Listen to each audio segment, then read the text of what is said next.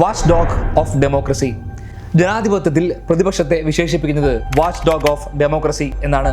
ഭരിക്കുന്ന സർക്കാർ ചെയ്യുന്ന കാര്യങ്ങളെ ഓഡിറ്റ് ചെയ്യുക, ക്രമക്കേടോ അഴിമതി ഉണ്ടെങ്കിൽ തുറന്നു കാണിക്കുക, ഇതൊക്കെയാണ് പൊതുവിൽ പ്രതിപക്ഷം ചെയ്തു പോരുന്ന കാര്യങ്ങൾ. ചുരുക്കത്തിൽ ഡെമോക്രസിക്ക് കാവൽ നിൽക്കുക.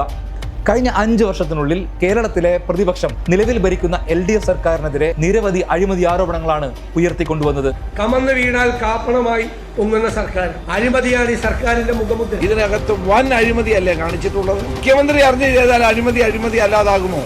ശരിക്കും പ്രതിപക്ഷം പറയുന്നത് പോലെ കേരളത്തിലെ സർക്കാർ അഴിമതി നിറഞ്ഞ ഒരു സർക്കാരാണോ? പുതിയൊരു വീഡിയോയിലേക്ക് എല്ലാവർക്കും സ്വാഗതം.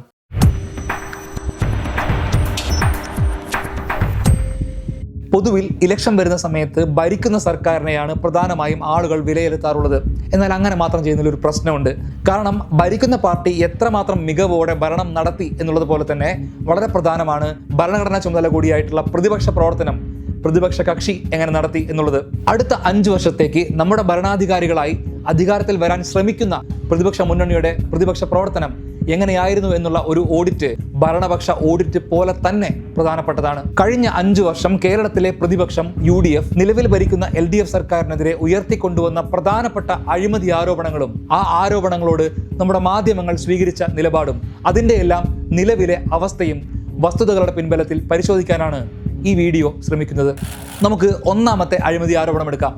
2023 ഏപ്രിൽ 23-നാണ് AI ക്യാമറ അഴിമതി എന്ന അഴിമതി ആരോപണം പ്രതിപക്ഷ നേതാവ് കേരളത്തിൽ ആദ്യമായി ഉയർത്തിയത്. സാധാരണക്കാരുടെ കീശ കാലിയാക്കി നടത്തുന്ന വൻ അഴിമതിയാണ് AI ക്യാമറ ഇടപാടിലൂടെ പുറത്തു വന്നിരിക്കുന്നത്. പദ്ധതി 2ാം ലാവ്ലിൻ ആണെന്ന് വരെ പ്രതിപക്ഷം വന്ന് ആക്ഷേപമായി ഉയർത്തി. ഇത് 2ാം SNC ലാവ്ലിൻ എന്നാണ് UDF യോഗം ഇതിനെ വിലയിരുത്തിയത്. ഈ അഴിമതി ക്യാമറയെ കുറിച്ച് പിന്നീടുള്ള ദിവസങ്ങളിൽ പ്രതിപക്ഷ നേതാവ് ശ്രീ VD സതീശനും ശ്രീ രമേശ് ചെന്നിത്തലയും മാറി മാധ്യമങ്ങളെ കണ്ടു. ഈ പദ്ധതിയിലോ അഴിമതി ക്യാമറ ഇടപാടിൽ 152 കോടി രൂപയിൽ 100 കോടി രൂപ അഴിമതിയായി പോയി.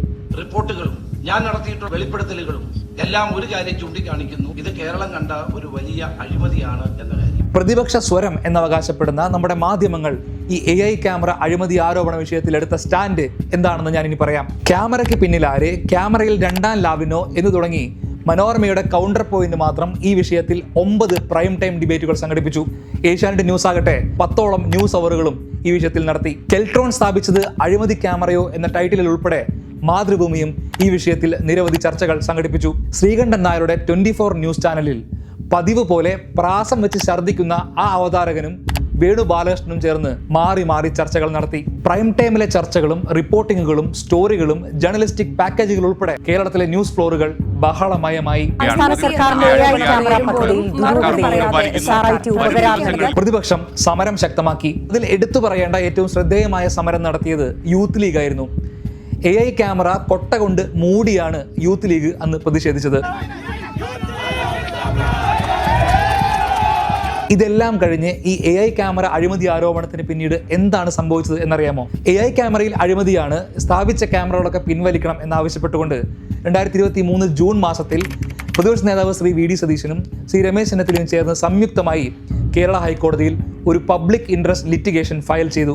ഏതാണ്ട് 2 വർഷത്തോളം ഹൈക്കോടതിയിൽ ഈ വിഷയത്തിൽ ഈ ഹർജിയിൽ വാദം നടന്നു. ഒടുവിൽ 2025 ഓഗസ്റ്റ് മാസത്തിൽ, കൃത്യമായി പറഞ്ഞാൽ ഓഗസ്റ്റ് 27-ന് ഹൈക്കോടതിയുടെ വിധി വന്നു. ഒരു തെളിവും അടിസ്ഥാനവുമില്ലാത്ത വെറും ആരോപണം മാത്രമാണിത് എന്നും പറഞ്ഞാണ് ഹൈക്കോടതി പ്രതിപക്ഷത്തിന്റെ AI ക്യാമറയിലെ ഹർജി ചവറ്റുകുട്ടയിലേക്കിട്ടത്. ആ വിധി വന്ന ദിവസം കേരളത്തിലെ മുഖ്യധാര മാധ്യമങ്ങൾ ഹർജി തള്ളി എന്നൊരു ചെറിയ ഫ്ലാഷ് ന്യൂസ് മാത്രമായി ആ വാർത്തയെ ഒതുക്കി. AI ക്യാമറ അഴിമതി എന്ന അഴിമതി ആരോപണം കേരളത്തിന്റെ പൊതുമണ്ഡലത്തിൽ നിന്നും അന്നത്തോടെ ആവിയായി. കേരള ഒപ്റ്റിക് ഫൈബർ നെറ്റ്വർക്ക് അഥവാ കെ-ഫോൺ അഴിമതി എന്ന ആരോപണമാണ് പ്രതിപക്ഷം പിന്നീട് ഉയർത്തിക്കൊണ്ടുവന്നത്. AI ക്യാമറ വിവാദത്തിന് പിന്നാലെ കെ-ഫോൺ പദ്ധതിയിലും അഴിമതി ആരോപണം ഉന്നയിച്ച പ്രതിപക്ഷം AI ക്യാമറയേക്കാൾ വലിയ അഴിമതി എന്ന രൂപത്തിലാണ് അവർ ഇത് അവതരിപ്പിച്ചത്. അപ്പോൾ അഴിമതി ക്യാമറയിൽ നടന്നതിനേക്കാൾ വലിയ വ്യാപകമായ അഴിമതി കെ-ഫോണിൽ നടന്നിട്ടുണ്ട്. ഏതാണ്ട് 500 കോടിയിലധികം രൂപയുടെ സ്കാം പ്രതിപക്ഷം ഇതിൽ ആരോപിച്ചു. കെ-ഫോൺ അഴിമതി ആരോപണം പ്രതിപക്ഷത്തോടൊപ്പം മാധ്യമങ്ങളും നന്നായി ആഘോഷിച്ചു. ഞാനും മുൻ പ്രതിപക്ഷ നേതാവ് രമേശ് ചെന്നിത്തലയും കൂടി ഞങ്ങൾ കോടതിയെ സമീപിക്കുകയാണ്. ആദ്യം AI ക്യാമറയും, രണ്ടാമത് കെ-ഫോണിന്റെ ബാക്കി ഡീറ്റെയിൽസ് കൂടി ഞങ്ങൾ കളക്ട് ചെയ്തുകൊണ്ടിരിക്കുകയാണ്. അതിനും നിയമപരമായ നടപടികൾ സ്വീകരിക്കും. അതെ, ശ്രീ VD സതീശൻ ഇപ്പോൾ പറഞ്ഞതുപോലെ തന്നെ കെ-ഫോൺ എന്ന വിഷയത്തിലും പ്രതിപക്ഷം ഹൈക്കോടതിയെ സമീപിച്ചു. കെ ഫോണിൽ സർവത്ര അഴിമതിയുണ്ടെന്നും കെ ഫോൺ പിൻവലിക്കണമെന്നും നിർത്തലാക്കണമെന്നും CBI അന്വേഷണം വേണമെന്നും ഉൾപ്പെടെ ആവശ്യപ്പെട്ടുകൊണ്ടാണ് പ്രതിപക്ഷം ഹൈക്കോടതിയിൽ ഒരു പബ്ലിക് ഇൻട്രസ്റ്റ് ലിറ്റിഗേഷൻ ഫയൽ ചെയ്തത്.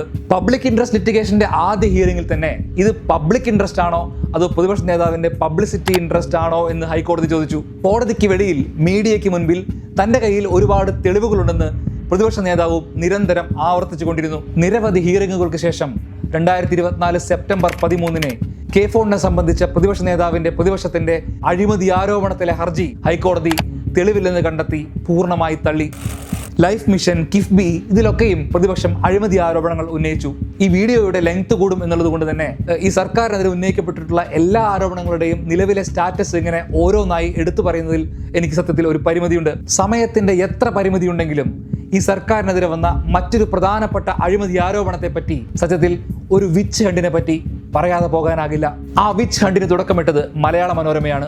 മുഖ്യമന്ത്രിയുടെ മകൾ ശ്രീമതി വീണ തൈക്കണ്ടിയിൽ KMRL എന്ന കമ്പനിയിൽ നിന്ന് മാസപ്പടി വാങ്ങി എന്നായിരുന്നു 2023 ഓഗസ്റ്റ് 9 പുറത്തിറങ്ങിയ മലയാള മനോരമയുടെ പ്രധാനപ്പെട്ട ലീഡ് വാർത്ത. ഡൽഹി ലേഖകനായിരുന്ന ജോമി തോമസ് ആയിരുന്നു ലേഖകൻ. ആ ദിവസം മുതൽ എല്ലാ മുഖ്യധാര മാധ്യമങ്ങളും ആ വാർത്ത ഏറ്റെടുത്തു. വാർത്ത ഏറ്റെടുത്തുന്നല്ല അതിനെ വിളിക്കേണ്ടത്. പ്രധാനപ്പെട്ട കോർപ്പറേറ്റ് മീഡിയ ഹൗസുകൾ ശ്രീമതി വീണ എന്ന സ്ത്രീക്കും മുഖ്യമന്ത്രിക്കുമെതിരെയുള്ള ഒരു വലിയ കൊട്ടേഷൻ തന്നെ ഏറ്റെടുത്തു. റിപ്പോർട്ടർ ചാനൽ ഈ വിഷയത്തിൽ മാത്രം 24 മീറ്റ് ദ എഡിറ്റേഴ്സ് സംഘടിപ്പിച്ചു. പ്രൈം ടൈമിൽ നിരവധി ഡിബേറ്റ് വിത്ത് സ്മൃതി പരുത്തിക്കാടും അവർ നടത്തി. ഏഷ്യാനെറ്റ് ന്യൂസിലെ 8 മണി ജഡ്ജ് വിനു വി ജോൺ തന്റെ BJP മുതലാളിക്ക് വേണ്ടി ശ്രീമതി വീണയ്ക്കും മുഖ്യമന്ത്രിക്കുമെതിരെ മാസപ്പടി വിഷയത്തിൽ മാത്രം 36ലധികം ന്യൂസ് അവറുകൾ സംഘടിപ്പിച്ചു. 24 ന്യൂസിലെ ആ അധമനും വേണു ബാലകൃഷ്ണനും ചേർന്ന് 20ലധികം എൻകൗണ്ടറുകൾ നടത്തി. മാതൃഭൂമിയും തുടക്കത്തിൽ ഈ വാർത്ത ബ്രേക്ക് ചെയ്ത മനോരമയും ഉൾപ്പെടെ ചേർന്ന് സകല മുഖ്യധാരക്കാരും ഒരു സ്ത്രീയുടെ ഫോട്ടോയും വെച്ച് അവസർപ്പക കഥകൾ കൊണ്ട് അവരെ മാസങ്ങളോളം വേട്ടയാടി. പ്രതിപക്ഷ നേതാവ് മുടങ്ങാതെ എല്ലാ ദിവസവും മാധ്യമങ്ങളെ കണ്ടു. KSU മുതൽ യൂത്ത് കോൺഗ്രസും BJPയും എല്ലാം തെരുവിൽ അഴിഞ്ഞാടി. ചുരുക്കത്തിൽ മാധ്യമങ്ങളും പ്രതിപക്ഷവും ചേർന്ന് രാഷ്ട്രീയത്തിന്റെ ഒരു ഇടനാഴിയിലുമില്ലാത്ത ഒരു സ്ത്രീയെയും ഒപ്പം സർക്കാരിനെയും മാസങ്ങളോളം വേട്ടയാടി. ഒടുക്കം മാസപ്പടി ആരോപണത്തിന് എന്ത് സംഭവിച്ചു എന്നറിയണ്ടേ? CMRL എക്സാലോജിക് ഇടപാടിൽ അന്വേഷണം ആവശ്യപ്പെട്ട് പ്രതിപക്ഷ MLA ആയ ശ്രീ മാത്യു കുഴൽനാടൻ തിരുവനന്തപുരം വിജിലൻസ് കോടതിയെ സമീപിച്ചു. അഴിമതി, മണി ലോണ്ടറിംഗ്, കമ്മീഷൻ എന്നിവ ആരോപിച്ചായിരുന്നു ഹർജി. പ്രാഥമികമായ തെളിവില്ലെന്ന് കണ്ടെത്തി വിജിലൻസ് കോടതി ആ ഹർജി തള്ളി. തീർന്നില്ല. വിജിലൻസ് കോടതി ആ ഹർജി തള്ളിയതിനെതിരെ ശ്രീ മാത്യു കുഴൽനാടൻ ഹൈക്കോടതിയെ സമീപിച്ചു. ഹൈക്കോടതിയിൽ വിവിധ ദിവസങ്ങളിൽ ഹിയറിംഗുകൾ നടന്നു. തെളിവുകളൊന്നുമില്ലെന്നും ഹർജി രാഷ്ട്രീയ പ്രേരിതമാണെന്നും ചൂണ്ടിക്കാണിച്ച് 2025 മാർച്ച് 8 ഹൈക്കോടതി CMRL എക്സാലോജിക് ഇടപാടിനെ സംബന്ധിച്ച പ്രതിപക്ഷ MLAയുടെ ഹർജി തള്ളുന്നു. അവിടം കൊണ്ടും സംഗതി തീർന്നില്ല.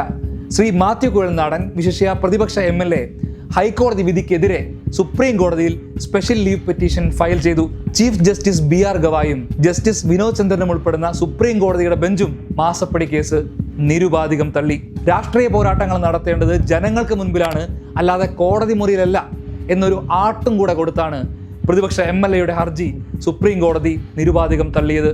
മാധ്യമങ്ങളും പ്രതിപക്ഷവും ന്യൂസ് ഫ്ലോറുകളിലും തെരുവിലും മാസങ്ങളോളം ശ്രീമതി വീണയെയും സർക്കാരിനെയും വേട്ടയാടി ഒടുവിൽ സുപ്രീം കോടതിയിൽ നിന്നും ആ സുപ്രധാനമായ വിധി വന്ന ദിവസം മാത്യു കുഴൽനാടന് തിരിച്ചടി എന്ന ഒറ്റ വരി ഫ്ലാഷ് ന്യൂസിൽ അതുവരെ അവർ ചർച്ചകൾ നടത്തിയും പ്രതീതി നിർമ്മിച്ചും ന്യൂസ് ഫ്ലോറുകളിൽ ഛർദ്ദിച്ചിട്ടതൊക്കെയും മാത്യു കുഴൽനാടൻ എന്ന ഒറ്റ വ്യക്തിയെ കൊണ്ട് മാത്രം തീറ്റിച്ചു. മാസപ്പടി എന്ന വാക്കേ അതിനുശേഷം മാധ്യമങ്ങളും പ്രതിപക്ഷവും ഇന്നേ വരെ പിന്നെ ഉരിയാടിയിട്ടില്ല. ഇപ്പോ ഏറ്റവും ലേറ്റസ്റ്റ് ആയ ആരോപണം ശബരിമല സ്വർണ്ണക്കൊള്ളയാണ്. ഹൈക്കോടതിക്ക് നിലവിലെ അന്വേഷണത്തിൽ പൂർണ്ണ തൃപ്തിയാണ്. കുറ്റപത്രം ഇതുവരെയും സമർപ്പിക്കപ്പെട്ടിട്ടില്ല. വാദവും വിധിയുമൊന്നും ഇതുവരെയും ആയിട്ടില്ല. പ്രതിപക്ഷം പതിവ് പോലെ ഓരോ ദിവസങ്ങളിലും ഓരോ ആരോപണങ്ങൾ ഉയർത്തിക്കൊണ്ടുവന്നു. ന്യൂസ് ഫ്ലോറുകളിലെ 8 മണി ജഡ്ജിമാർ വിധിയും വിധിക്കലും നടത്തി. മാസങ്ങളോ വർഷങ്ങളോ കഴിഞ്ഞ് ശബരിമല സ്വർണ്ണക്കൊള്ളയുമായി ബന്ധപ്പെട്ട യഥാർത്ഥ കോടതിയുടെ വിധി വരും. അന്ന് മാധ്യമങ്ങളും പ്രതിപക്ഷവും ചർച്ച ചെയ്തതെല്ലാം ചിലപ്പോൾ അവർക്ക് തന്നെ വിഴുങ്ങേണ്ടിയും വന്നേക്കാം. ഉയർത്തിക്കൊണ്ടുവന്ന ഒരു ആരോപണം പോലും തെളിയിക്കാനോ അനുകൂലമായ കോടതി വിധികൾ സമ്പാദിക്കാനോ പ്രതിപക്ഷത്തിന് ഇതുവരെയും കഴിഞ്ഞില്ല എന്നതാണ് വസ്തുതകൾ പരിശോധിക്കുമ്പോൾ നമുക്ക് മനസ്സിലാകുന്നത്. പ്രതിപക്ഷം എന്നാൽ വാച്ച് ഡോഗ് ഓഫ് ഡെമോക്രസി ആണെന്ന് തുടക്കത്തിൽ ഞാൻ സൂചിപ്പിച്ചല്ലോ. കേരളത്തിന്റെ വാച്ച് ഡോഗിനെ തന്റെ യജമാനനായ ഡെമോക്രസിയോട് തെല്ലും ആത്മാർത്ഥതയും ചെയ്യുന്ന പണിയിൽ ഒരു ക്രെഡിബിലിറ്റിയും ഇല്ല എന്ന് വേണം മനസ്സിലാക്കാൻ. ആരോഗ്യരംഗത്തും വിദ്യാഭ്യാസ രംഗത്തും സാംസ്കാരിക രംഗത്തും എന്തിന് ഇറങ്ങുന്ന സിനിമകളിൽ പോലും ഇന്ത്യയിൽ മികച്ച സ്ഥാനമുള്ള കേരളം പോലൊരു സംസ്ഥാനം മികച്ച നിലവാരമുള്ള പ്രതിപക്ഷത്തെയും ഒരു മികച്ച ജേർണലിസ്റ്റിക് കൾച്ചറിനെയും അർഹിക്കുന്നുണ്ട്. Watch dog of democracy, my foot. അടുത്ത വീഡിയോയിൽ വീണ്ടും കാണാം. നന്ദി, നമസ്കാരം.